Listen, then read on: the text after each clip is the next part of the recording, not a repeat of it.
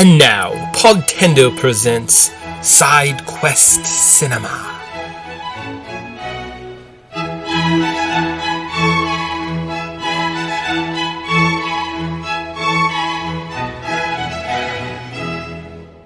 Major pharmaceutical company developed a mutant antibody. I can't do this. They're calling it a cure. They wish to cure us, but I say we are the cure. Since when do we become a disease? We will strike with a fury which this world has never witnessed. We can make it like it was. Our brotherhood, nothing can stop us! Rated PG-13. Hi guys, welcome back to Podtendo Side Quest Cinema. I'm your co-host, Mick, and I'm joined by... talented co-host Tyson. What? He said more than just his name today? That's amazing. Yeah. Just like, it's amazing that we get to explore all the X-Men movies. We're down 2. So that was kind of January, February. Got X1 and 2. A little strapped for time. So if you didn't notice, those were kind of shorter shows. This is, would we call this the conclusion? Right? I think X... Yes.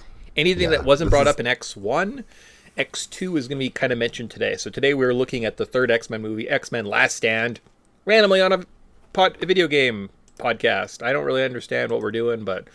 Yeah, every so often we like to mix in some movies just to give ourselves more time with the longer games. That's it. And it kind of all works from kind of like the nostalgia point of view, right? So this is going to be a grand discussion, not just X-Men Last Stand, but the film trilogy as a whole, right? So any kind of points that were overlooked, that weren't brought up, are a fair game today. So just if you have only ever watched X-Men Last Stand, what the fuck are you doing? It's a weird one to only watch. But you're like, I don't know how I feel about X-Men, but X-Men Last Stand seems like probably the safest one to like tip my toes in. Watch the other ones, unless you hated it. And then why are you listening to a podcast about it? Yes. Huh. It's weird. All right. I don't like this one. Like, honestly, if you're listening to my show, stop. If that's the only X-Men movie you've ever seen, I don't want you listening. Get out of here. Go away. Is it like, this is strange. Fix this. That's it. I mean, yeah. All right. So derail the whole podcast. So that's kind of the topic for today. So with that being said, anything comes up, please let's get it all out there. I don't want any loose ends going forward. We got tons of time. No issues there. So the release date of this fine film was May 24th, 2006. Runtime of this movie was an hour and 4 minutes. The budget was $21 million. The box office saw a measly $46.4 million. Boo. The director was Brett Ratner. It was produced by Laura Schuler Donner, Ralph Winter, and Avi Arad. Cast include Hugh Jackman, Halle Berry, Ian McKellen, Famke Janssen, Anna Paquin, Kelsey Grammer, James Marsden, Rebecca Romaine-Stamos, Sean Ashmore, Aaron Stanford, Elliot Page, and Patrick Stewart. Yeah. Everybody kind of came back for another round, which is a great sign. Mm-hmm. Some people, I'm sure, were asked to be written off early in the show because it's like, movie, like, what are you doing with my character? If you don't have anything to do with my character, please go home. Pretty much. I mean, what do you mean? Klaus is a trooper. He stays through the whole thing. And he says, like, nothing. I was like, oh, he has a line. And you're like, no, he doesn't have a line in this. I don't think he talks. He doesn't have it. Like, in the second one, he says, like, a couple things. No. It's like, that's it. Hey, Tin Man, throw me. Not a something sure thing, Bob, or anything. It's just like, throws him. And there is actually, who plays Angel in this? Ben Foster? Yeah. Yeah. He's always in, like, interesting. I like when Ben Foster shows up in a movie, I'm like, oh, that's interesting. Because he's kind of like, he seems kind of like a weird guy. Doesn't do much. He's just here for no reason. Could have done without him. Great. Cool. Oh, you actually could have just cut him from the movie. Yeah. Not an issue at all. All right. Let's see how this goes. So we're going to do some development details, then we'll get into the movie proper. But we need to know, how does this movie come to be? So Bryan Singer, the director of the first two X-Men films, left the project. So Bryan Singer is different from Brett Ratner. Okay, cool. Left the project in 2004 in favor of developing Superman Returns for Warner Brothers Pictures. Singer stated that he didn't feel fully have X-Men 3 in mind, in contrast having a fully formed ideas for a Superman film and interested in enjoying that franchise. He did have a treatment where Jean would return and be controlled by Emma Frost, who was like Sigourney Weaver. Neat. They obviously didn't go that way. So new contracts for returning cast members were made, as the actors and actresses had only signed on for 2 films. Hugh Jackman's contract included the approval of the director. Names thrown around were Darren Aronofsky, Josh Whedon, Rob Bowman, Zack Snyder, Guillermo del Toro, and they finally landed on Matthew Vaughn in May of 2005, 1 month before filming was to begin, and 1 year before the scheduled release date. Due to personal issues, though, he ended up leaving the project. What is like... Oh, interesting. So when a movie is being developed and made, what are kind of signs that it's going to be shitty? Usually a revolving door of directors or multiple casts. Or I guess the ultimate telltale sign is the writers. If there's 8 writers, you're in trouble. I would say the number one, probably director is a big one because what's his face? Oh, I'm blinking on this one. This is a terrible example to pick from. A script. If a script's approved that somebody paid for, usually if a movie has a script that's been shopped around Hollywood and a studio buys it and it turns into a movie, that movie's usually pretty good. It's when, hey, we're starting production on the next Matrix movie, and they're like, oh, we don't have a script yet. But just figure it out, guys. We know scripts take a weekend. Just, a Monday morning getting on our desk, it's fine. You're like, oh my God. Because when I ever think of casting errors, I always think of Back to the Future, and how Michael J. Fox wasn't in that movie for the first half of filming, right?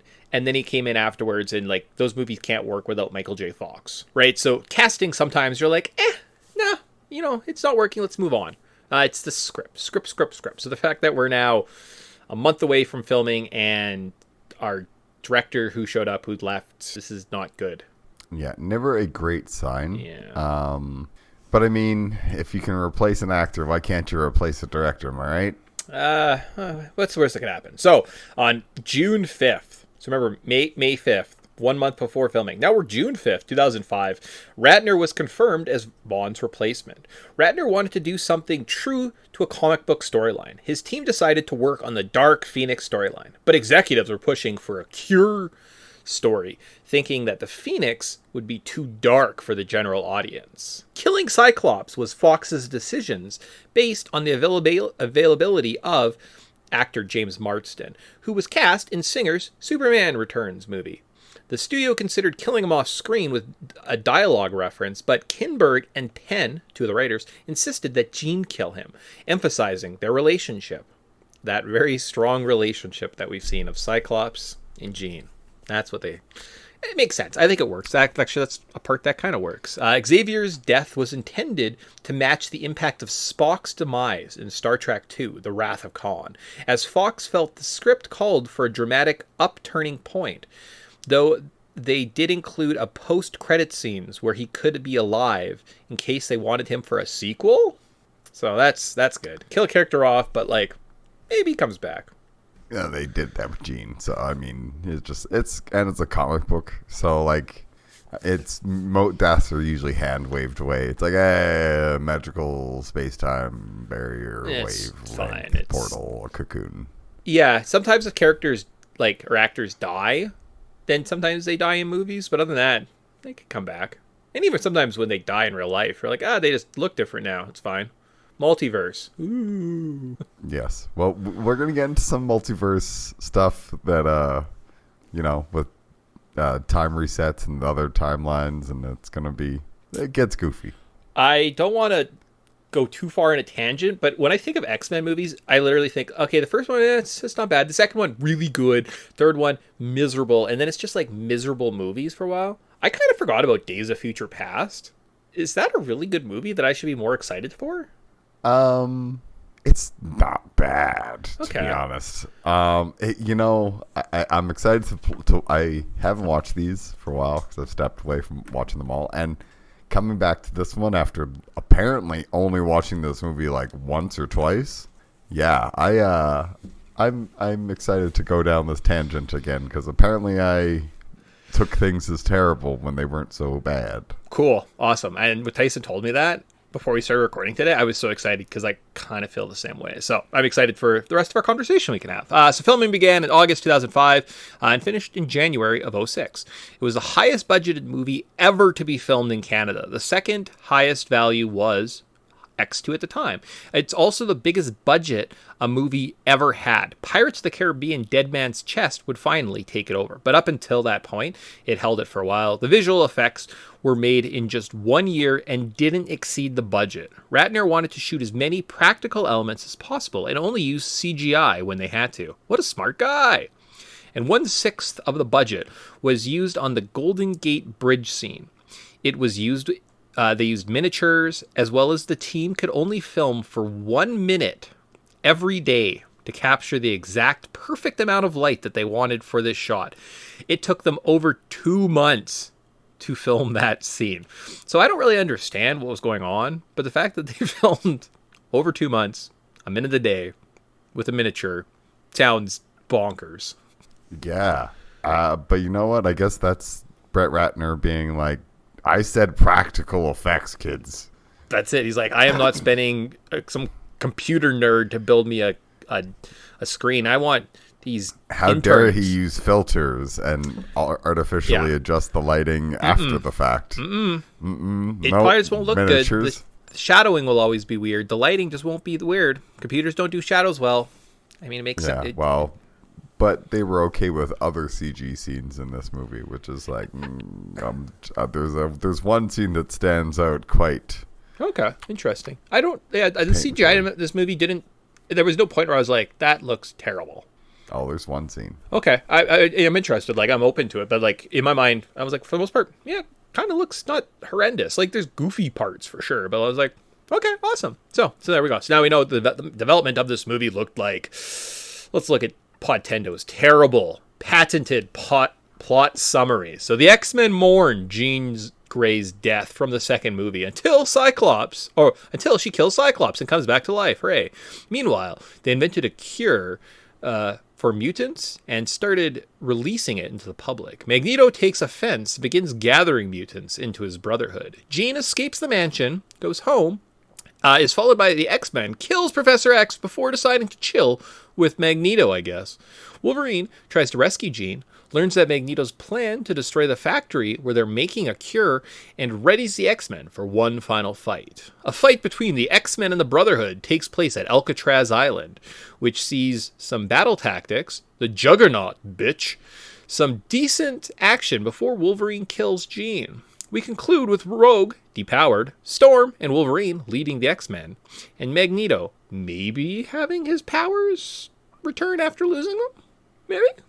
Yep.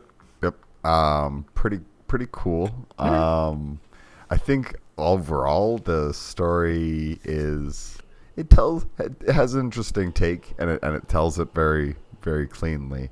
I was oddly impressed by how clean this movie was, because I thought that it was like kind of lagged at parts, and I know there's one part after Professor X dies, there's like this, I think it's like a 20-minute kind of lull, but I think the movie knows like, hey, I'm gonna let this breathe for a minute, and it does just kind of like let things just like, not a lot of action, just like a lot of characters just interacting and sharing their like where everybody's state of mind's at, and kind of the implications of where this takes them. And I'm like, I really like that touch.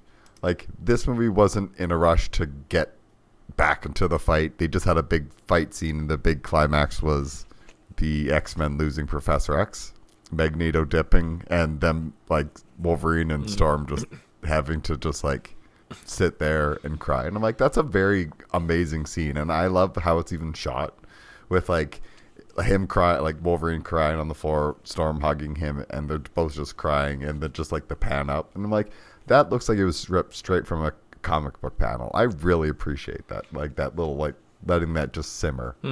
Yeah, no, it's again filmed well. There are some issues, and we'll get into them, but like for the most part, way better than I remember and was expecting. So that's kind of nice. So storytelling. So introduction of this was showing all the characters grieving and the news about the cure. The inciting incident was Jean returning and killing Cyclops.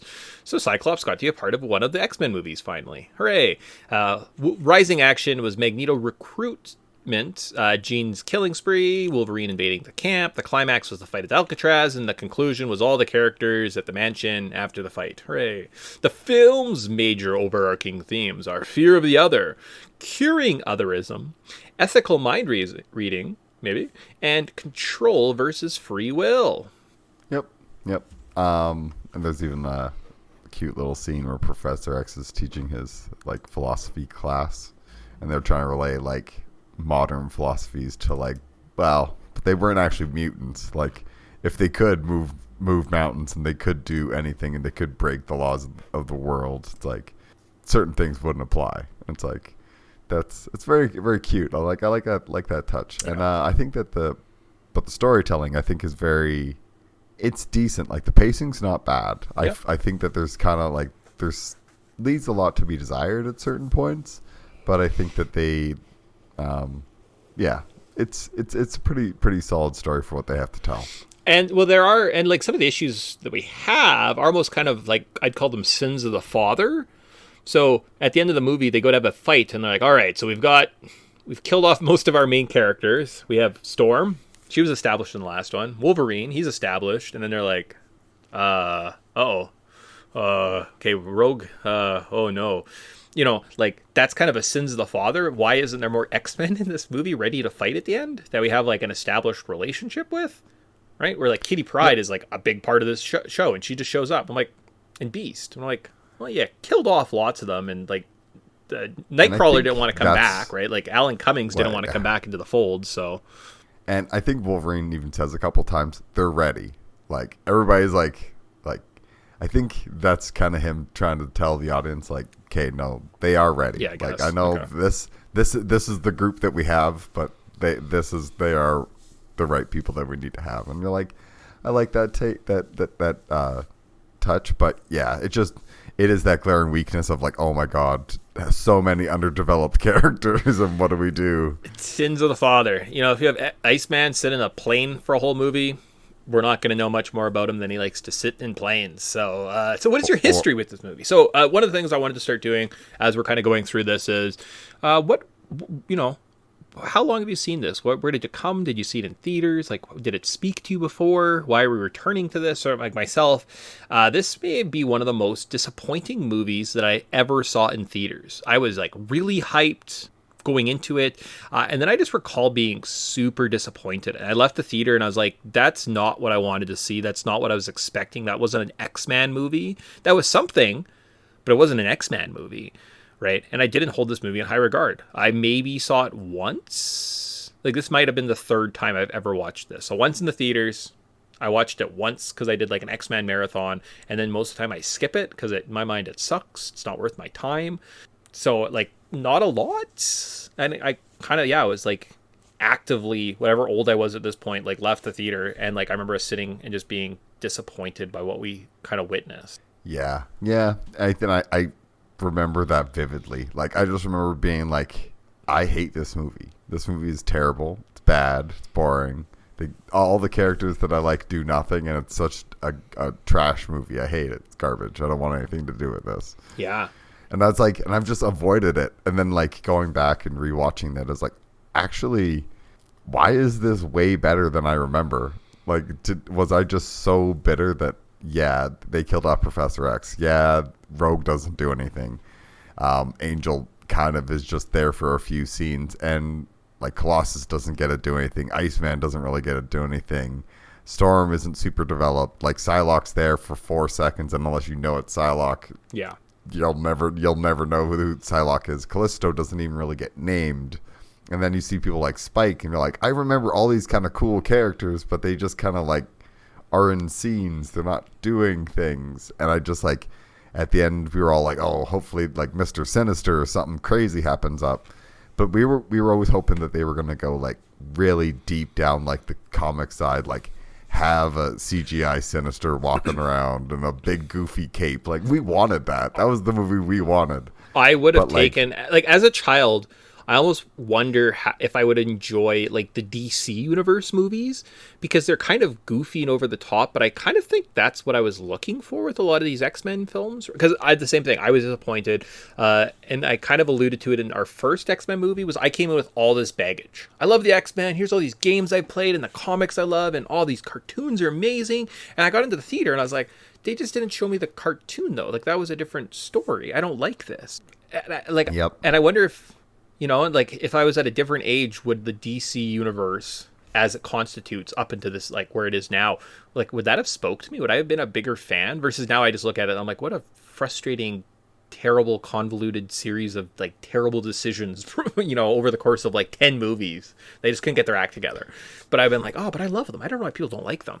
Whereas now I can come back without my baggage, right? Like, I've taken my baggage out the door and I'm like, okay, I get it. Anna Paquin's Rogue is the Rogue we're getting. She's not going to be Superman. She's not flying around at any point. That's fine. It kind of works when you look at the three movies as a whole. And I think that one of, like, the strongest parts of this film experience was, like, doing that. Like, coming in and being like, yeah, I just watched X2. This is actually a fine sequel to X2. Like, it makes sense. All the characters do stuff, right? Like, you're right. Yep. Rogue would want And Cure, right? Like, yeah, 100%. And X2 is a very good sequel to X1. yeah, And they just set the stakes. We always want the stakes to be, like, overblown and have these amazing, crazy stories, because it's comic books. You can do anything.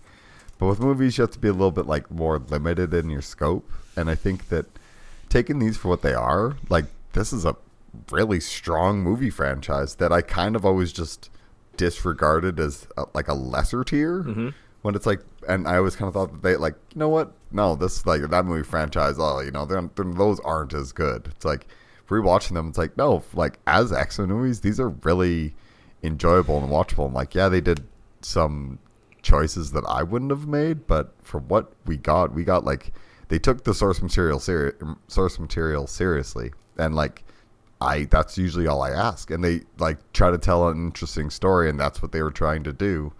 Yeah, some characters were underdeveloped, and some things that, like, I wish we could have done more with so-and-so, or we wish we could have done blank, or gone to space, or had the Brood, or all these kind of cool things. And I think what, like, really broke our hearts as kids is we wanted those big space adventures, and with the Brood and the Phalanx and all this kind of cool stuff. But you need to build up to that. And in comics, there's all this past history of laying the groundwork.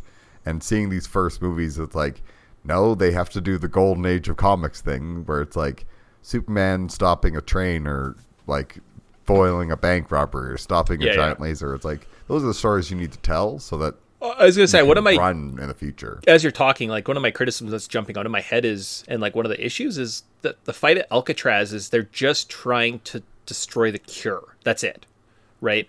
They're not trying to stop, versus the other ones was all the world's leaders are becoming mutants. Okay, that's monumental. And, like, what if Professor X kills everyone on the planet? That's kind of stakes. And this one, you're like, they're trying to destroy a vaccine factory.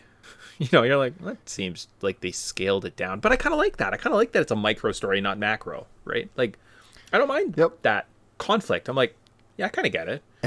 And to be honest, it allows the characters that they do focus on, allows them to kind of shine through. And I really appreciated that, where it was a more of a story, like an actual storyline with side character, like your favorite character could be Iceman, but yeah, he's not going to do a whole lot, but that's okay, because this is an Iceman story. This is a X-Man story. Jean Grey story, and you're like, no, it's so that's cool. All right, so we'll get into it a little bit now that we've kind of, like, gushed at the top. We'll see how much we hated this movie. So favorite parts. My favorite part, I think it's Beast. Like, he looks really good in his big screen debut. He has a believable backstory. He's been around the whole time. He was an X-Men, and then he went to go work in politics, and now he kind of has to come back. Cool. Awesome. I believe that. During the final fight, he goes to have a quote, some philosophical quote, while he's, like, throwing people around, and he just kind of yells, like, you know the rest. It was great. It, like, I didn't do it justice in that example, but go back and watch that movie, and you're like, that is Beast. And, like, Kelsey Grammer just, like, kills it in this role. I realize he's has blue makeup on and he's kind of goofy, but like, man, he does a really, really, really good job, right? And then, side note, the part where as a kid I hated, I think I hated this part as a kid, but as an adult, I can appreciate when Phoenix kills Xavier. It's intense, it's dark, it's very challenging to watch, and I could see the child being like, "Oh, I hated that part. It was too scary," or like, "I don't like when they kill my favorite characters." But as an adult who appreciates narratives, I'm like, "Neat, cool. Let's kill more. Let's kill Spider-Man in the next Spider-Man movie and see what happens." Right? I'd be like, "I'm in. Let's go." Right? So just Kelsey Grammer's performance, I think, is probably my favorite part of this movie. And maybe having a greater appreciation for him as an adult kind of stands out, right? So Tyson, what's about yourself? What's your favorite part of this movie? I do really like Beast. I think he's super solid. But yeah, I think my favorite part is just that scene with Professor X and Jean Grey. Because that scene just keeps building and building and building, and it's just like eventually like Magneto gets knocked back into the other room and he's just staring in horror at like what Jean's capable of, and he's like, because he knows what he's capable of. He's one of the few things on this earth that is just a different level of power, and he knows that. He's like, among gods, he's like god tier. Yeah. So it's like he's super powerful, and he's staring at Jean and he's just like, oh my god, this is actually just horrifying. And I always thought it was, there's like someone yells out like, Jean, like, no, and I always thought that was Professor X. I'm like, no, rewatching this, like that's Magneto yelling out for her to stop this, and you're like, wow, that's a really powerful scene. And it's just like, it allows Magneto and Professor X to have a really good dynamic where they're arguing, and Magneto's being provocative, and he's trying to bring out the darkness in Jean and be like, no, like, give in, like, this is what you should be doing because this is what's right for my cause. And Professor X is like, you stop this right now, like, you do not know what you're causing, like, I need to like speak to her one-on-one. And he's trying to probe her mind to get the Jean out, because he's not really speaking with the Phoenix side at that. He's just speaking to the Phoenix side at that point, and he's trying to get to Jean. So it's this really like, I didn't really get it too much as a kid, but as I rewatch it now and I actually like watch the scene, I was like, wow, this is a really intense scene. And then she stands up and he raises up, and then you see him start to like disappear and to just mist, and you're like, I love this effect. This is super well done. And it's like, this is what I've wanted in the X-Men movie, and this makes me feel the power of their mind battle is literally lifting the world around them, because it has just that, like, that's the repercussions of these two just on a whole different plane. I wish they could have done like show the Shadow Realm, or what the heck they're like in their, like the way the did in the comics. Oh yeah, astral plane that they fight on. Yeah, like that would have been like just that extra little kiss on the chef kiss. Yeah, but no, yeah. I agree. Very, very, very well done, and it stands out. So, most notable scene. So it's only been a while. Maybe it's only the third time ever in your whole life you've seen this movie. But before you watch it, somebody's like, "Hey, man, X3, what's that about? What are you talking about? What's standing out to you the most? What parts are like, oh yeah, is it the X-Men in the Danger Room fighting Sentinels? Is it Angel cutting off his wings? How about Beast showing up and looking so damn good? Rogue choosing to get the cure. Wolverine fighting the Brotherhood in the woods, Jean returning and killing Cyclops, the jailbreak, the Professor X getting blown apart, the cure, the Golden Gate Bridge scene, I'm the Juggernaut, bitch, the X-Men versus the Brotherhood, Wolverine killing Jean. So many, actually, not terrible parts of this movie, right? Like good, decent parts of this movie. So what is your choice for most notable scene? And again, that is scene that kind of stays with you, out of context, but has stayed with you all these years. Two kind of jump out to me. It's hard to pick just one. But the Golden Gate Bridge and like Magneto flying everybody, he's like, we're just gonna take the whole bridge, and just like flies it over there. Like that is just such a beautiful like set piece. But the Wolverine like walking down Jean and having him like blast away and then heal, and like you can see his like adamantium skeleton in certain scenes, and you're like, this is the scene that like sticks with me. That's the scene that I'm like, god damn, I'm so like, I love this. Like, that is so cool.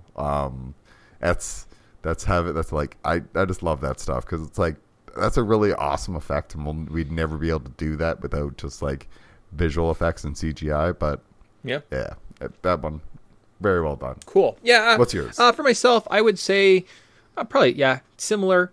I'm thinking like the bridge. I'm thinking about the cure, right? I know that kind of stayed with me for a while. I remember like Rogue getting the cure. I'm like, why is Rogue becoming a human, right? Like, I never understood that. And it was probably a dumb young kid, not really fully grasping narratives and how they work. And just the whole story of the cure actually leaves me wanting a little bit more. And I like, we'll get into it, but like, I don't know. We'll go Golden Gate Bridge, the cure.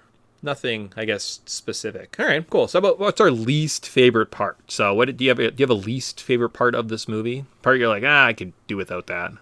I think the Iceman Pyro scene. Like, I mean, I get that these two were kind of like rivals in X2. Rivals, or they sat on a plane together. Yeah, but and for them to just kind of have like a whole showdown. Like, yeah, it's kind of cool that like Bobby goes full Iceman and turns full ice. Yep. But it's like, it's such a bleh payoff where it's just like, I don't think this was even earned. See, I thought it was. I think the opposite.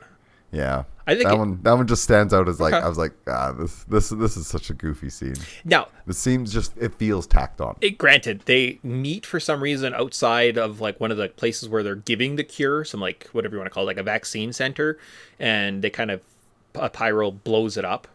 And they have kind of like, him and Bobby have kind of like a little confrontation there. And then they finally have their fight. And I don't know. It's done. It's dumb. It 100%. It's dumb, but I kind of get it, right? Where they're blowing their ice and fire at each other. And then it looks like Pyro's taking over. And he has his line and he's like, maybe you should have left school. And then Iceman is fully ice at this point, just headbutts him and says, well, maybe you should have stayed in it. Being like, my strategy the whole time was to get you close enough that I could just knock you unconscious. Because you're dangerous from afar, right? With range, you're a very dangerous foe. Up close, though, I can handle you, right? So it kind of shows, like, tactically, Iceman was ready to become an X-Man and fight other people, right? Like, he's learned some type of tactical advantage. So I don't know. I kind of appreciated that. I was like, it's dumb. That's fair. It's dumb. It just. I feel like that's the only thing Bobby's had to do this whole movie. Yeah. And it's like, yeah. I mean, you could argue. Well, actually, all three movies, like, he doesn't really do. Like, has this one scene and you're like, this is all I'm getting, isn't it? He needed his own solo movie to do his own thing before he joined the X-Men. Like, ultimately, the MCU and how they brought everything together under one big umbrella is kind of how you had to do these movies. They didn't know that at the time, though. They didn't know that you needed to dedicate that much time, which, you know what it is. For myself... You can only tell... Yeah, I have a part that's just a bit more cold than that. So, Iceman. When Magneto stops the mobile jail to rescue Mystique... and they're like, I've got this cure gun, and he goes to shoot her, and she sacrifices herself, and she just becomes Rebecca Romaine Stamos. And Magneto looks at her, and he's like, oh, my dear, you're no longer a mutant. Well, go fuck yourself. And he walks away. That's a rough look for Magneto. Like, I know he hates humans, but, like, she's a highly skilled pilot. She has advanced hand-to-hand combat skills. She's a very smart tactician. She knows how to sneak around places. You're telling me that, like, bringing her along... she can't have some type of useful skill for the Brotherhood, right? Like, you're leaving a lot of assets on, like physically, yes. Her assets are on the ground, and you're just like leaving her because she's no longer a mutant. And I'm like that almost makes me think that Magneto is wrong in his quest, right? Whereas that's his flaw for sure. And I think that I like I like that scene because it shows Mystique would do anything for him. Mm-hmm. And it shows Pyro and Juggernaut's both reaction to both being like, whoa, dude, like, seriously, that's fucked up. Yeah. But okay. And Magneto, for him to be like, I loathe humans so fucking much that now that you're one of them, I fucking hate you so goddamn much. I don't mean to swear, but it's like to make emphasis. But it's like, it's a strong character scene. And that may show in my character rankings. Okay. Because I think that someone... gets to really go down the rabbit hole, and it really bites them in the butt, and that's their Magneto's downfall is Magneto. Yeah, that makes sense. Now, if he took Professor X's approach, he would be a lot more successful. And it's like it's so interesting. Like, had those two ever worked together, they would have been Unstoppable. such an unstoppable force. Yeah. And I guess with this one, this movie is way smarter than almost than when you think about it, because it does both highlight the flaws of these two characters, right? Professor X was willing to help, but sometimes he helped himself, not the people. Like, you know what I mean? Like, he helped Jean by suppressing her powers. He didn't help her deal with it, right? So he just helped himself by... And then it blows up in his face, right? Yeah. And when questioned on it from Wolverine in the one scene, he's like, I don't have to explain myself, at least of all you. That's the thing. Like, what the fuck does that mean, man? Like, and like, it's like, oh yeah, because you're the guy that probes my mind, realized that I've done a whole bunch of dirty shit, and I've tried to face my past because I can't remember it, and you refuse to help me because you say it's better for me to learn on my own. Well, that's what I mean. And it's like, it shows, it highlights that they have a flaw, and it literally blows up in his face. And how does Magneto ultimately get stopped in the end? Was because when he betrayed Mystique, she turned on him, and that's kind of his downfall, right? So it is kind of interesting to see that they do have flaws, and they're allowed to have flaws, and they're not what's the word, paragons. They're not paragons, they're just perfect, right? And that is cool. But I think the other thing is why Professor X dies is because he's refusing to not probe Phoenix's or Jean Grey's mind. He's straight up in there as soon as he can, and that's why she's like, get out of my head, Charles. Like, because he's like, no, like I'm putting my foot down. This is what I should have done a long time ago. And it's like, because he's willing to die on his sword, he gets turned to dust. And the reason why Magneto refuses to change from his direction in life is why he ends up human at the end of it. Yeah. No. So it's like, it's very, I like this movie way better than I thought it was. That's what I mean. But like, even my least favorite part, and I'm just saying, because it is so cold. Like, I watched that and I'm like, oh fuck, like that hurts to watch that scene, right? And like, that's why it's my least favorite. Especially because like Rebecca Romaine Stamos has been carrying these movies. Like, every time she's on set, you're like, thank God for Mystique. She's so good. Yeah. And it is one of those, I was like, oh, that's too bad, right? I mean, it kind of makes sense from a storytelling or like a production point of view, because she didn't want to be in the bodysuit all the time. It was awkward for her. So turn her to a human, get rid of her. Yeah, makes sense. Okay, so then finally about a criticism. So another negative part, and then we'll end with a positive. So I love the X-Men. I care about these characters outside of the films. And this film doesn't treat them with like the most respect, or treat them even with the, like, I don't know, kind of like best intention. A lot of them are kind of shortchanged, and I don't like that. I want a little bit more from this film, and it's just, I don't know. But it wasn't as bad as I expected. Yeah, so like, I want more. In fact, I have a rewrite, and we'll do that after. So we're not going to wreck our review by like getting sidetracked by like talking just changes. But I have a change that I would be, I don't know, selfishly, I'd like to do something in this movie. So we'll talk about that afterwards. So Tyson, what's your criticism? I guess this movie just doesn't have enough runway to expand on characters. And I think had the people, like, had they kind of been like in full steam, had they been able to have like a Wolverine solo movie to kind of get like the feel for what they were doing. Like, I feel like they need to make the first two movies to establish how they were going to do things. But at the same time, they ended up not developing characters a certain way. So by the third movie, we end up like, I feel like X-Men or like Iceman kind of has a hollow storyline. Rogue, on the other hand, has a very satisfying storyline, because she goes through the two movies essentially just like, I wish I could just touch people. I hate my power. Hate this. And it's like, or someone like Colossus, who gets injected in the second movie, doesn't even have a second, like, a line in this movie. And I was like, I want those secondary characters to be more developed. And I would have, like, crazy thought, imagine this as an actual TV show. A TV show, or just more, like, just runway, right? Like, they just need, you know, like, they just need to give us something. Yeah, like, that's why I think, like, maybe an origin movie before the trilogy. But that's, so Sins of the Father. Then you can kind of do, it'd be like, almost like, you could pilot some ideas, and then like in the trilogy you could kind of refine those ideas. But it goes back to my earlier point of like Sins of the Father. This movie kind of can only do with things that it was given, right? Like, it can't give us a rich backstory on Iceman because one doesn't exist, right? In other films, the other films kind of should have done that, right? So it's kind of just in no man. So lots of the negatives are kind of negatives of how films were made at the time, and comic book movies in general, and like some of the flaws the other films had, right? Which is kind of good. Some of the worst parts of this are just because the other movies were lacking them, right? Which is, this movie could have been 4 hours long, but then we're watching this weird like Iceman, we're watching everyone's backstory for no reason. And sometimes you have to say, I guess Colossus was in the last one. I guess he's an X-Man now, because why not? Yep. Right? Yep. I don't know. But, like, what do you do about that? So, pretty good. How about a final praise? So, they did every character at least something to do. They weren't great. Lots of them didn't have a lot of screen time. But for the most part, everyone kind of had a through line, right? Scott got to grieve, and Jean came back and killed him. Sure, why not? Outside of one or two scenes, I think the movie looks really good, holds up. The costumes and effects, fine. They have real shots, and that they were really acted at parts. Like, cool, awesome. If you come in with low expectations and no baggage, the movie's actually pretty solid. Like, it complements the first two films. I'm not going to avoid it for 20 years, like I have in the past. If I have an X-Men movie, I might be like, those first three X-Men movies are actually pretty good. Let's watch them, right? It might make its way into the rotation. So that's the final praise I can give, is I don't hate this movie anymore. Yeah.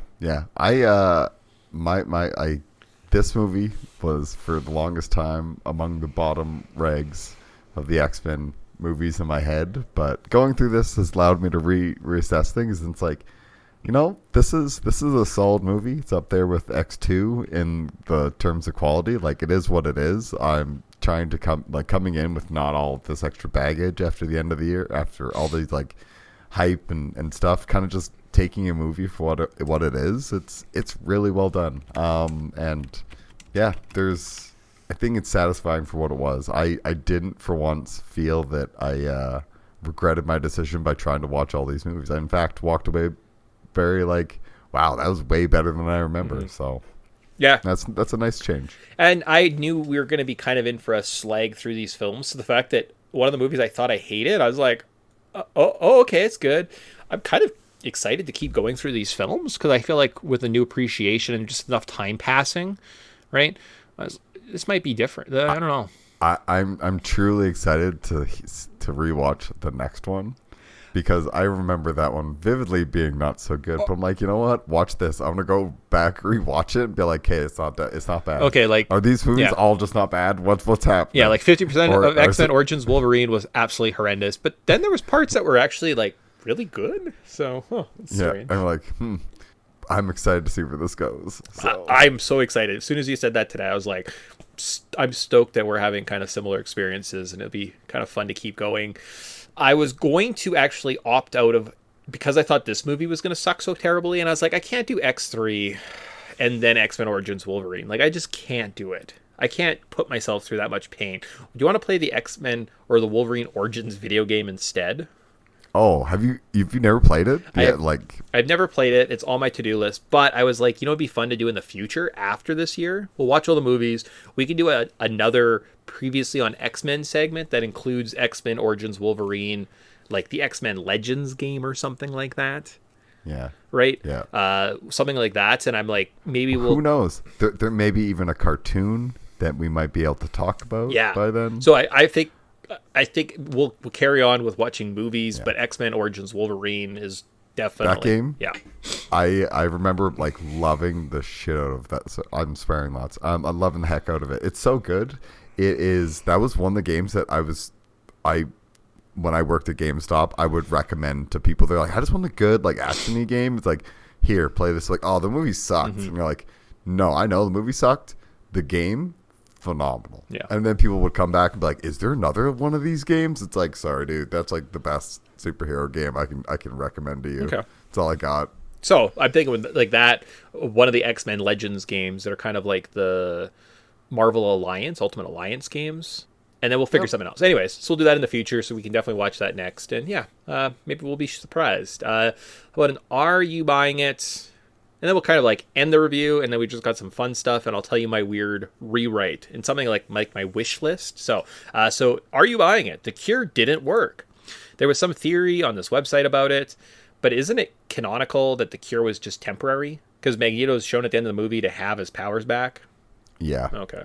Yeah, more or less. Cool. I think probably some people would probably say, "Hey, well, it's because he's a level 5, so he has so much power. So even though he took 4 shots of the stuff, he's only gonna he's gonna get back his power eventually." Interesting. But I feel like someone who's a low level, their superpower is they have sweaty hands. Taking the cure probably once is probably good for them. Interesting. I think it just seems like it's a rushed process. And actually, so my rewrite is the idea of a cure is so interesting, and I find so I think it's cool, but it doesn't. It almost just doesn't work in this world, right? So in this world, Jean just died. We're all grieving. So the X-Men just confronted the president. All right, so that's where we're at. And all of a sudden, this magical cure appears months later. That seems odd. Yeah. You would think there would be more talk and discussion. Hey, we're creating this vaccine and we've got this, and there'd be more known. In my headcanon, I was like, what if the company shows up that's oh, we're working on this cure. After this attack on the president, we've got this big inflush of funding and support and financial backing, and now we're working on this cure, and there could be an ongoing series of news clippings. It turns out at the end that Magneto was the financial backing. So he actually paid for the cure because he knew a cure would uprise and be this insurgent type event that the mutant community needed to attack the humans. Look, they're now trying to take away what makes us special. Let's stop them. And he could give this grand speech at the end, but it's working for him. Not only that, but now he has a weapon, so any mutants that step up against him, he can disable them for a certain period of time, which basically renders his army invincible. And to have that through arc that Magneto was the mastermind behind the whole event, I think would make it, I don't know, would add more depth to his character and make him a bit more interesting and a bit more of a threat overall in this universe. Can I spin off this idea? Because what I would do, instead of have Magneto still be create the Brotherhood. Yep.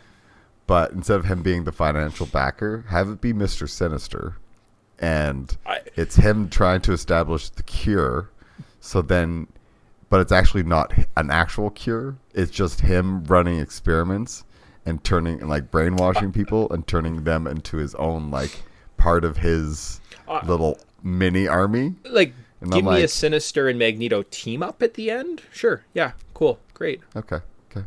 Right. Okay. I just feel there is something there, because the idea of a cure, or any sort of mass manipulation of the mutant population is a fascinating subject. So much so, right? And it's kind of the black and white of the first, the politics of the first movie that we both sat there and were but it's so great. You're right. If a girl could just walk into a bank and steal it, that's bad. And if a man goes nuclear and blows up a city, that's also bad.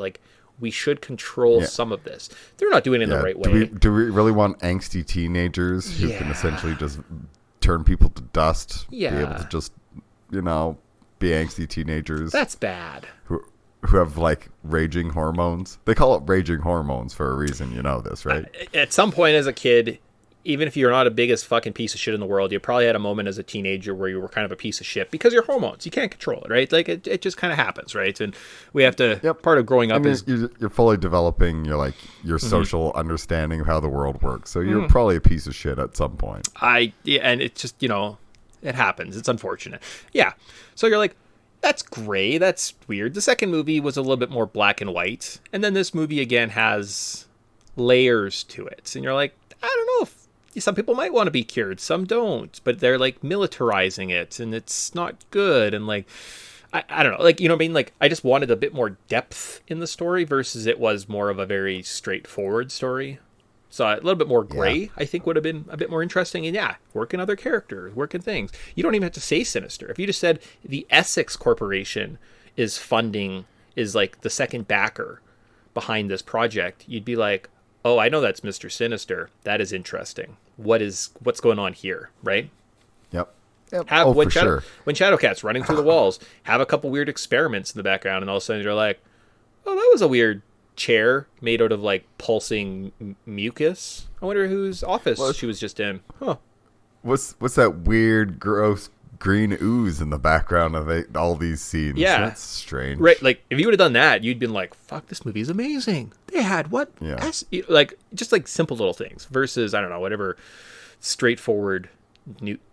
But I mean, at the same time, the world probably wasn't ready for the great lore. Yes. The MCU kind of did what we're talking about, like what we're saying right now, back and forth. Like you can have little Easter eggs that people would love making YouTube videos about.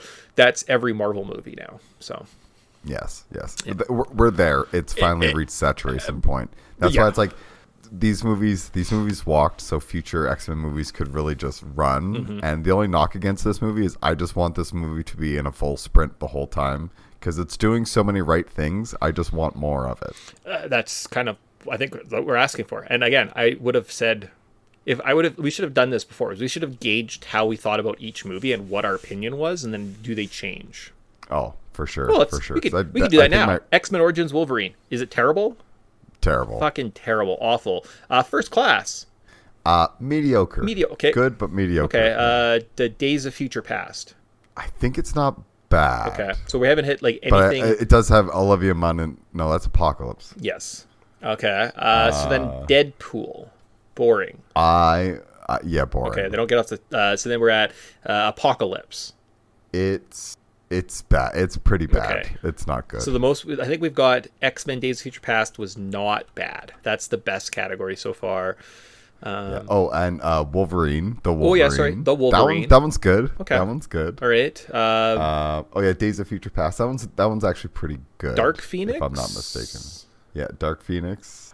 I feel like that one's not good. That one is, yeah. And then we have Deadpool 2 and Logan. Logan's fantastic. Deadpool 2, I haven't seen it, so I have no opinion. And I mean, if we want to throw What? New Mutants in there. Cable's in it! Yeah. Okay. And Domino and Oh, yeah. all right. But have you seen New Mutants? That's got Magica in it, which is Colossus's sister, which is cool. Yeah, she sure does. Talk with a Russian accent. Yeah, and it is a weird movie, and I'm like, I don't understand how this movie got greenlit. I don't understand how this movie got made. Because but it was in production and being made when the Fox or the Marvel Fox merger happened. Yeah, but even at the Fox people, like, why? What spin-off is this? I'm so confused by what's happening. Because they didn't know what they were doing and they were throwing poop at the wall. But we'll talk about those movies kind of when we get to them. For myself, I would also have similar opinions. I don't think we're seeing anything that I would call a cinematic masterpiece or I'm looking forward to anything. We'll find out as we start future shows and we're like, man, X-Men Origins Wolverine was like the great... No, we'll never say that. That movie's terrible. All right. So we talked about everything else. Do we have any other baggages from other shows? I have some comic book roundup. We'll do that with our Wayback Machine. So we'll get into our Wayback Machine right now. Maybe we won't play... Oh, no, we'll do the music. That's kind of fun. Cool. All right, so let's do that. So, Wayback Machine, cultural significance was just our rankings. We will then spend some time after our podcast today actually figuring out scores so we can tell you guys after the first trilogy where everyone kind of stands. Kind of give you guys like top 5 standings. And then we'll kind of keep going forward with that. So, Wayback Machine, we'll jump into it. Our patented Wayback Machine, by the way, by Podtendo. We're going to travel back to May 24th, 2006, just see what was life like back then. So, The Simpsons, Season 17, Episode 12, My Fair Laddie. After Bart destroys Willie's shack, Marge takes him in. It's a parody of My Fair Lady. Okay. Or Heroes, Season 1, Episode 1, Genesis. We meet all the heroes, and we find out that saving the cheerleader would save the world. So, of those two shows, Tyson, what would you rather watch? Oh, dang. Season 1 of Heroes? I'm in. I love Season 1 of Heroes. Hope that show never goes downhill. Well, too bad we never got a Season 2. Oh, we did? No, I don't think we did. But no, we got like 5 seasons of the show.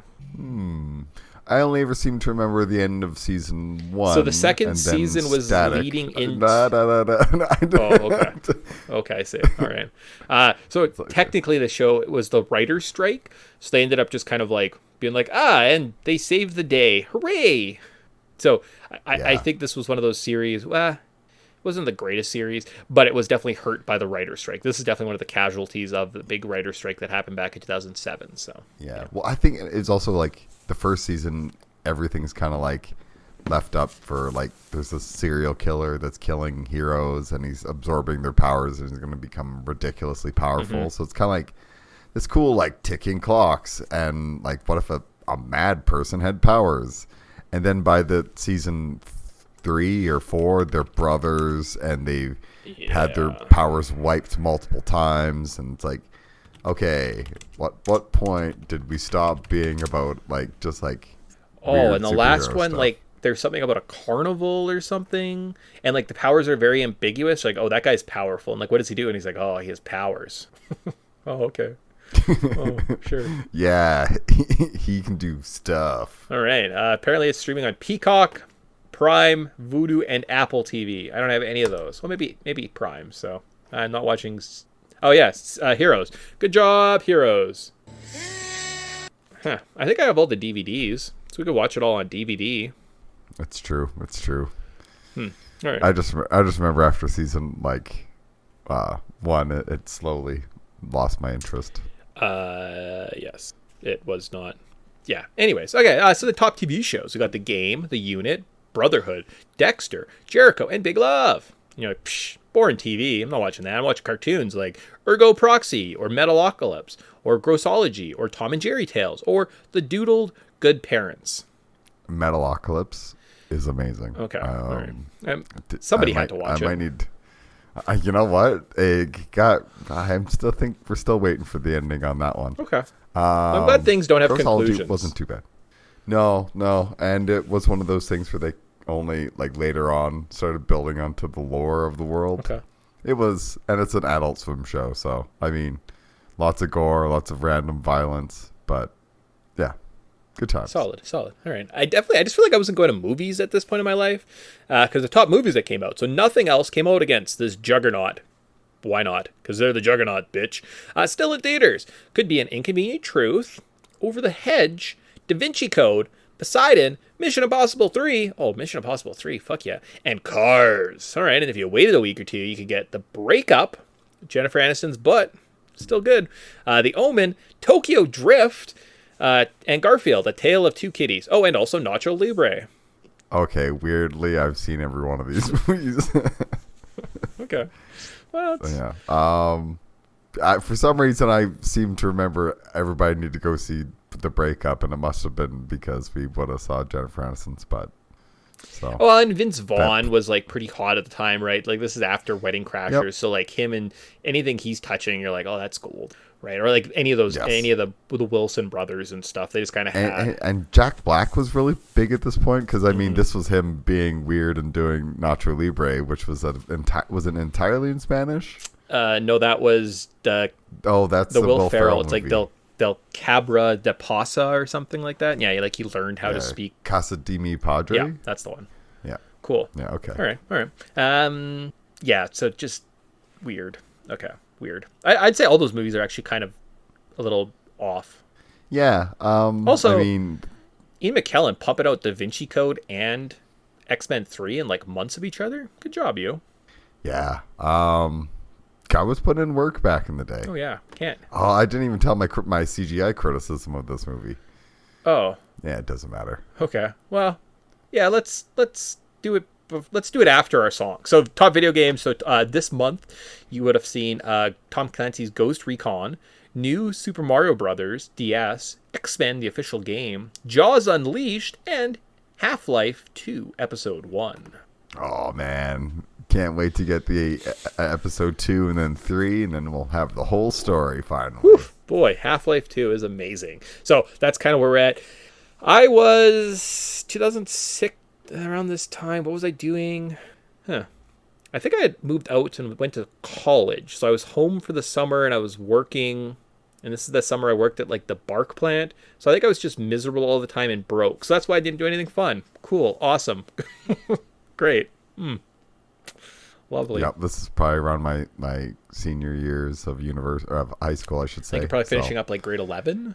Yeah, I'm probably working at the sawmill, making bank, working every weekend. Well, why didn't you buy me all this stuff then, huh? Where's your copy of Jaws Unleashed for your PS2? Well, because I had a girlfriend and I was spending all my money on her, so Spending lots of money. High school problems, honey. All right. High school problems. Yeah, and they're definitely outlined by the top 3 songs according to the Billboard charts around this time. And the number 3 song was "Temperature" by Sean Paul.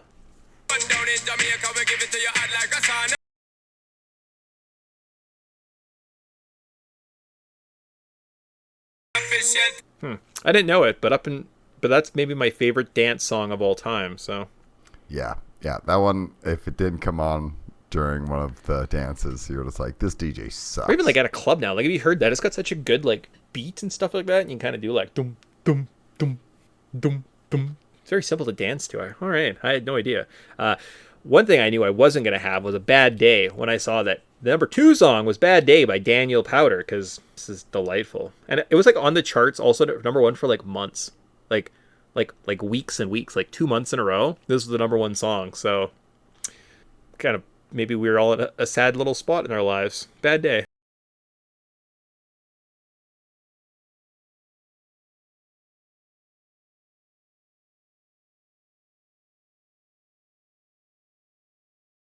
Every time. Cool. Yeah. I feel like there was a poll right around after this time because that song was so overplayed. It's like, who's the most hated artist in the world? It's like Daniel Powder. Because I'm like, come on, guys. It's not his fault. Everybody likes that song and it was having a bad... It really is. It still holds up. I might listen to it after we're done this. All right. And then the number 1 song was "SOS" by Rihanna. Help me, it's not helping for me to feel this way. Oh, you are me. Yeah. All right. Cool. So that was the time. I kind of remember that time, sort of. I think the Pussycat Doll show was very popular. Oh, yeah. They were finding the next girls, weren't they? That's it. Oh, man. Oh, boy. Oh, boy. All right. What was your bad CGI take? Oh, it was just at the opening scene, Ian McKellen's de-aging CGI face. That was pretty bad. That was pretty rough. I'm like, but I think that even nowadays they're still working that stuff out. In Part 2, all the kids looked bad, and they de-aged them like 4 months. So yeah, and that's like why. But they were like, here, let's take off 30 years and have your skin so smooth. But you know what's weird? That Chris Evans was a little skinny guy in Captain America, and it didn't seem that weird, right? No, for some reason it's like if you shrink, because maybe it's just such a ridiculously shrunken size. Well, it's a real person. Like, they have an actual actor, but then they just whatever. Oh, really? Well, that's why. It's because the lighting hits it just right, so they could film him and then post-op just put the CGI face on, because the face looks off, but the body looks like normal. Fantastic. And I'm like, but that makes sense because the lighting, they would just be able to do it just perfectly, because it would just be. And you know what? And I find you could probably film it just twice and just have Chris Evans in, like, okay, step in, Chris. Let's just see what your face looks like. Okay, move. Yeah, say your lines. Okay, we'll just take that image and then just like transpose that face onto this other one. Morph a couple things, but we have all the lighting cues. Basically, probably. And yeah, I would think so, because I mean, all you're really doing is you're needing the reference lighting of what the skin or what the light would look like as it hit his face. So if he's standing in the same spot rehearsing those lines. And even if you have to CGI kind of morph his face down, at least the lighting would probably stay consistent. At least I would think so. But I'm not a VFX artist. I just play one on the internet. All right. CGI. Cool. Yeah. Any other points that we, I guess, kind of a wrap up? I guess we should have done this before we kind of got into the Wayback Machine. You have a segment for us, actually, before we go anywhere else. So one of the things we're going to do is we're going to look at, make it a little more X-Men relevant, is what was going on with the X-Men. I didn't even include that in my notes. I have no idea what's going on with the X-Men. I don't know what TV series are going on. I really dropped the ball when I made these notes the other day. But Tyson will do us one service. So previously on X-Men, what was going on in the comic book universe? So like, what were the comic book titles that came out around this time? So, like, I got the first movie, the second movie, and then the third movie. Let's do it all. So the first one is X-Men. It's just called X-Men number 102. So it's just Wolverine investigating. Looks like a messed up building. It's a complex apparently built by Mr. Sinister. Danny Moonstar shows up as backup, and then Danny gets a message from Forge to return to the mansion because the other team is having an emergency. So Danny uses her powers to see what's happening, or see what happened at this the previous the wreckage, and looks like Mr. Sinister and Sabretooth were attacked by a new bad guy called the Neo War Clan. Okay. Because how 2000s is a villain called the Neo War Clan. Anyways, and it says back in Brooklyn, the Neo War Clan is actually fighting a new mutant called Dr. Cecilia Reyes. I had to look up this name because it was not mentioned. And then the X-Men show up to help out, which is essentially just Colossus, Rogue, and Psylocke. Because I don't know where everybody else is. I think everybody else is dead at this point. And then the X-Men start to kind of like lose the fight to the War Clan, and Rogue uses her powers to absorb some people and put them down, but they essentially just come back even stronger because that's part of their powers. So then, because their powers adapt, Rogue's absorption of their powers is now wreaking havoc on her. So she's kind of out of the count. And it's really just like Psylocke and Colossus and Dr. Reyes trying to fight down the War Clan. They end up kind of like losing until Wolverine shows up and beats the crap out of the main chick. Dominia is her name. And then it gives enough time for Psylocke to essentially open a portal and the X-Men retreat. And they're like, oh, next time we'll be more prepared. And so apparently that's an episode where the Neo War Clan gets introduced and they beat up the X-Men. Okay, and that was for the first X-Men movie. First X-Men okay, movie. All right, so then X2. I'm going to be X2. I'm going to be more streamlined with this one because there's two of them. Okay. There's Ultimate X-Men, number 31. I'm not even going to go into this one because it's an ultimate, and I don't like doing the ultimate verse because it's its own little thing. So I'm kind of what's going on in the mainline title. So in the mainline title of X-Men, it's New X-Men, number 138. Quentin Quire is, I don't know if you know who Quentin Quire is. He's was a student. He's an Omega level telepath, supposedly the next incarnation of the Phoenix. But him and his group of cronies are kind of like the bullies at the school. So they're actually causing a group of riots at the Xavier school. And the X-Men come in as the teachers and put everybody back, like put everybody in their place. Meanwhile, the Stepford Cuckoos make fun of Emma because they're questioning her intentions with Scott, because Scott just lost Jean Grey at this point. And Emma's really trying to like buddy in there as soon as she can. And they're kind of like calling her out on it. So Emma actually makes her move with Scott, and then Jean Grey unexpectedly shows up, and then their storyline cuts, and Professor X is then seen trying to help Quentin with his powers and what's going on with him and why he's acting out and is just being such an irrational jerk. Essentially trying to the startings of the Phoenix showing, but it's Quentin Quire and he's boring, so nobody cares. And yeah. So that's kind of like they're essentially doing like a reboot kind of by X2 side. So in the original X-Men movie, X-Men comics are kind of like they're grasping at straws and introducing new villains. X2, they've rebooted everything and just started to throw new kids into the school. Mm-hmm. Now I haven't even read this one, so I'm not going to go too much into this. But it's New X-Men, Volume 2. And sorry, this so is for this X2 as well.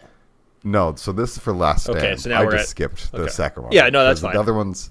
Yeah, so they're kind of in no man's land. They're like rebooting, kind of getting into old storylines around X2 and then X3. Yeah, and so in X3, they're still in the New X-Men, but now they've rebooted the New X-Men. So now they're in New X-Men Volume 2, number 24. Okay. So they've already rebooted everything. I could just read this whole synopsis. In an aftermath of Stryker's attacks, the X-Men bury Brian Cruz with Nightcrawler performing the reading. During the funeral, the students flash back to the memories of the attack, some bearing injuries from their attempts to save their friend. Once the coffin is laid down, the X-Men move on to the 15th on to the next of the 15 dead students. So bunch of people just died Okay. in a striker's attack. So in the aftermath, Psylocke lashes out. This is really long. I'm not going to read all this. But looks like the new X-Men and the Hellions are on the opposite side. Okay. So New Mutants and Hellions, like two other groups, are on the other side, and with Emma Frost, and I guess they're all fighting. So Yeah. some things never Clearly, you change. found a very valuable of. And Tyson mentioned too before. He's like, "Man, you're really good at your terrible summaries because like you hit the points, but you don't waste time." Versus clearly, you're trying to like hit the points of this, and you're like, "How do I summarize this whole thing in like two like?" And I, like the comics that I had to read, those were summaries that I kind of came up with because there's no summaries for those freaking comics. They're just like blank synopses in the wiki. So I'm like, I have to read the comic and then reinterpret what happened and where everything's at. And in comics, they don't leave breadcrumbs. So I was just like having to do research. I'm like, this is so hard. It's like, you know what? Thank God for your plot summaries because you're concise. I just ramble. It's. And I don't know if you guys got anything out of that, but that's what's going on in the comics. That's what's going on. That's good. Like general strokes. I like that. Like more general strokes. Like I would look at the big overall story and be like, it is the man or mutants love God. God loves, man kills, or something storyline, right? And you'd be like, oh, okay. If people are interested, like they can research it, or maybe they know it or familiar with, right? So you're just trying to like spark or tickle their nostalgia, right? You're not trying to like tell them what happens. You're just trying to like get their memories fluttering. Yeah. If the Neo War Clan rings any bells, Yeah, you'd be like, To anyone. okay, I have no idea. That's neat. But someone would be like, oh, I remember that. Cool. Video or animated at this point, Evolution has been done since October of 03. So we're a couple years removed from that. And Wolverine and X-Men doesn't start till 09. So there is nothing in the animated TV series.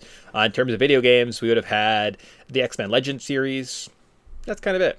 X-Men, the official game, came out, which was probably a spin-off of this. Probably not very good. Yep. And it doesn't look like anything kind of steps up until... yeah. No. Because this is still in the rubble of Marvel's bankruptcy and being passed to a bunch. I forget who buys them. Some private people buy them, and then they kind of make a resurgence and start buying back their assets. Then they sell themselves. Oh, this to was Disney. actually almost the year of Ultimate Alliance, right? So in terms of Marvel properties and video games, that's probably the big one that's coming out in October here. So Ultimate Alliance games. And that would make sense because they're doing Ultimate Spider-Man right now. This would be the Ultimate X-Men, like I said. And I didn't want to go down that rabbit hole because essentially it's just the same story. Yeah. Magneto is the bad guy. Yes. The X-Men are trying to stop him. That's kind of how that works usually. So there you go. So that kind of is your wrap up of what's going on in the world of X-Men. Now Tyson did all that research. We didn't have time, so we did allude to it. So I did give him some runway. So in theory, you're going to get better as we go, and they'll be like... Yeah, well, this was kind of catch up. Next time, I will actually just be like, this is the comics. This is the video kind of games. what's going on. Perfect. Sweet. So with that, all we have left is our cultural significance. For this movie, what we're doing is we're doing a running tally. We're going through, we're ranking 5 X-Men or villains on a 5-point scale, and just kind of how they do throughout the cinematic run, right? I call it 5 points. Or I don't know. There was really no branding on this one. We are tasked at ranking the characters based on how well they are acted, their powers are used, unique ways their powers are used or shown, or hysterical moments that make them stand out. Again, we will do a running tally afterwards. Start of next, or not start of, but at our cultural significance in our next movie, we'll kind of actually be able to give you kind of a standings thus far, and hopefully that gives us a better track of where they go. So, Tyson, who is your number 5th ranked, which means they get 1 point. So who is your 5th ranked mutant from this movie? I actually have Professor X. All right. I don't think he's only in it for a little bit, but that scene of him willing to die on the sword to try to like help Jean, and he's really the only one that kind of like is aware of the situation of like, you don't really understand. Like Jean's kind of a schizophrenic, so when she was in control, that's great, but there's this other side to her that's not good. It's just I would have gave him like a little bit higher if he didn't get killed off. But that's what a send off. Yeah, come on, that's fantastic. No, it's very, very good. Myself, I put Wolverine at the bottom. He only got 1 point on this one. So he has an okay fight scene in the woods. Other than that, like, it's not super. He just doesn't have that much to do. I don't even know if he's in that good of shape. Like, he doesn't have that shirt off scene, if I recall. He gets 1 point. That's about all I got. At 4, who do you have at number 4? That's where I got Wolverine. He did kind of end up having to take kind of a backseat, but I think that because everything is just in shambles, like Scott's not there, Professor X isn't there, it's just Storm holding down the fort, and him and Storm being like, well, I guess we just manage this, and he really ends up having to take, like, that's why he's like, no, the kids are ready. Even during like the opening scene of the training sequence, he's just walking around like it's so camp. He's like walking around like it's no big deal. It's like so funny, and he's like lighting his cigar, not even taking it seriously. And Storm's like, no, we gotta take this seriously. Like, we have to make sure that they're ready. And it's like, they'll never be ready. This is waste of my time. And it's like, I think that that's really good. And then him and Colossus working together, and it's like, that's one thing that, like, in the comics they end up emphasizing later, is working with the synergies.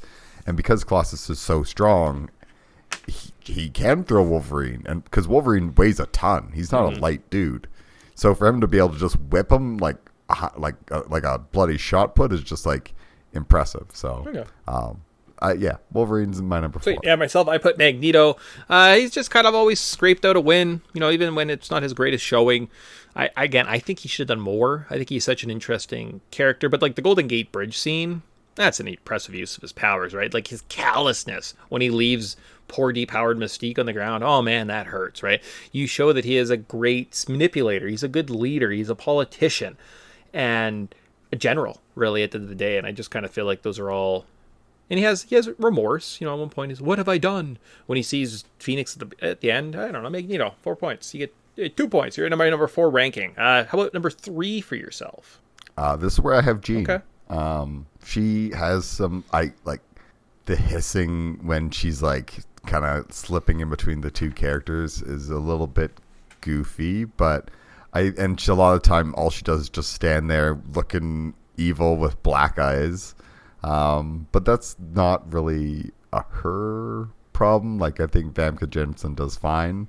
It's just her thing is to be. I wish that they could have done the whole like torn between two different personalities a little bit more. It seems that she was either one or the other, and they weren't really arguing. But her kind of begging to be put down, but with Wolverine, I think is a really good climax, and I think that I agree, and it makes sense that it's a holdover from the last film because the last movie shows the Phoenix, and you have to have the Phoenix, but it literally shows like the filmmakers. Like, they weren't interested in the Dark Phoenix story, right? Like, they has like the little beats where she shows up and then she's rescued and then she goes kind of go bad and then she like kills the professor and then she's in the woods and wants help but doesn't want help and then she's bad and then she dies. Like, it's almost like the filmmakers weren't interested in that story, and it kind of I don't know, like they should have almost like abandoned it, right? I don't know how you just abandon it or something and stick with the cure, and I think you'd have had a more concise story, and maybe that like should have been iterated earlier than like at the end of a podcast, like an hour and 20 minutes to a podcast, right? But I don't even have Jean on this list because it just seemed like they didn't care about her, so then why should I? I guess I just feel that like every scene that she's in, she's just wrecking shit. Yeah.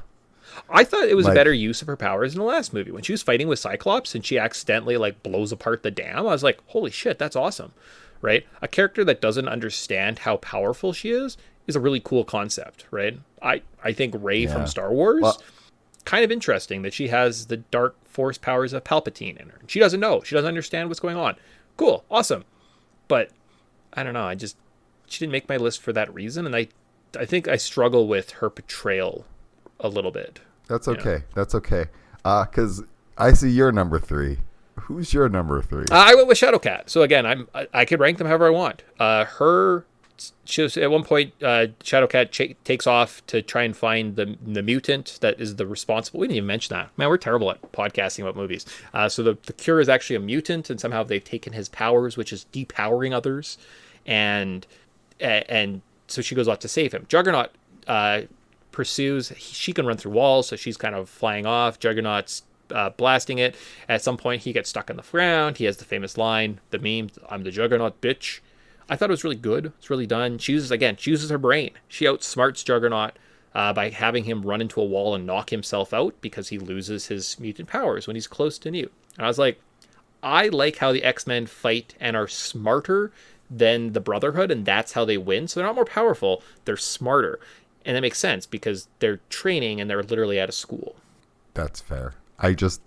That one scene isn't worthy of a 3 spot on my list. Jean kills Professor X, for God's sake. Yeah, you know what? And I'll be honest with you. I kind of hate all my rankings. Like, every time we've done this, I kind of hate who I have where and, like, my reasoning. So, I'm also not a... I don't know. I like your number 1 pick. Right. I think your number 1 pick's very solid. All right, it's just a Shadow... I don't know. I was like, Shadowcap did a... Like, that part, again, I'm just looking That's just fair. at that segment. You know nothing else. Watch it, and you're like, Yeah. fuck yeah, that's great. Okay, how about... What's your number 2? Honestly, you could eat, like, I think... I want a little side tangent. I think that anyone could be put anywhere in this list. If someone wanted to make an argument for Rogue, I could get that because like this is kind of the finale of her story. She doesn't do a whole lot, but she kind of has like she's done the work in the last 2 movies to have justified. Anyways, my number 2 is Beast. I think that Kelsey Grammer is an absolute all-star. Every time he's on the scene, he kills it. He's a perfect portrayal. He's dignified, classy, and like him whipping around in the fight scene is ripped straight from the comic books. Like you couldn't ask for a better portrayal. Yeah, that's very solid. Spoilers on my number 1, but number 2, I've got Iceman. So he kind of does stuff, not lots, but he comforts his girlfriend. He comforts his friend. You know, he overcomes his arch nemesis Pyro. That's pretty good in terms of things that X-Men do in an X-Men movie. He does 3 whole things. I was like, that's awesome. I was a champion of his fight. I thought, like you should have stayed in school. Again, he's using his brain. He's using tactics to win this fight. It's not just pure power. And you kind of see how he's a better soldier. He's a better warrior than the Brotherhood, right? Because they don't have training. They just kind of use that raw emotion and versus intelligence versus emotion in battle. And I like that those kind of come up again and again, especially towards the end of the film. So we got my second ranking. Tyson, who do you have at number 1? I have Magneto. I think that this is the movie that he gets to showcase the awe of his power, because he does things that we were talking about in the first. What happens if a man can move a mountain? And it's like Magneto can move a bridge, the Golden Gate Bridge. How's that for you? And you're like, that is literally the epitome of like when they're talking about like the worst case scenario. It's like that's Magneto, and he gets to do that. He gets to be the heartless villain. He gets to like. He gets so obsessed and feels so betrayed that his own arrogance gets his best friend killed. Someone that his entire life has not tried to ever harm. He gets Professor X killed because he's antagonistic towards Jean. He leaves Mystique, and the reason why everything kind of slowly, like, it's not really like a plot twist, but like, things go south because he's just heartless. If he was a nicer, kinder person, he could have saved countless lives, and he could have been the reason why it's like, yeah, just because someone moves mountains doesn't mean they could have been the bad guy. But he moves mountains, therefore he is the bad guy. He's living up to what he's been fighting against, and I like that he kind of is his own villain, and seeing him on just a different plane of existence is just very cool. So I like that. Sweet. That one's my favorite. Well said. That does much better than my Magneto at 4. I'm starting to think maybe he should be where Shadowcat is. Would I feel better about that? Maybe. Yeah, I'm going to do that. I'm going to change. Magneto and Shadowcat are swapping spots. That's fair. Yeah, that's cool. fair. All right. My number 1, Tyson kind of alluded to, is Kelsey Grammer. Beast, number 1. He's really good in this role. Costume looks great. He does stuff. It's a low bar for this movie set. It's like, he was competent. He was true to his character. He had more than 2 scenes. Man, you gotta love that. So good job, Beast. Yes. Well, I think that he also fills the gap, like left, because there is the whole political landscape thing. Yeah. And the X-Men essentially were the face of the political mutant race. Like, they got awards for saving the thing. They met the president, and at the end of the movie, they stopped time and were face to face with the president. Mm-hmm. This is literally like, hey, I'm trying to work with the government and the people who are like helping provide who are kind of the threat in this one. It's not really like Magneto's trying to stop the government from providing the cure to everybody. Like, the threat is kind of the government and their actions, and the others, the human side, and he's the one that's trying to like be the political leader. So he plays a really important role. Like, some of those scenes kind of get undershadowed because, I mean, when you have massive mutants and giant explosions going off, the small moments kind of like get lost. But I love that even him just like hanging out upside down and then flipping, then landing right side up. It's like, that's very cool. I love that they did that stuff. Like, that's Beast.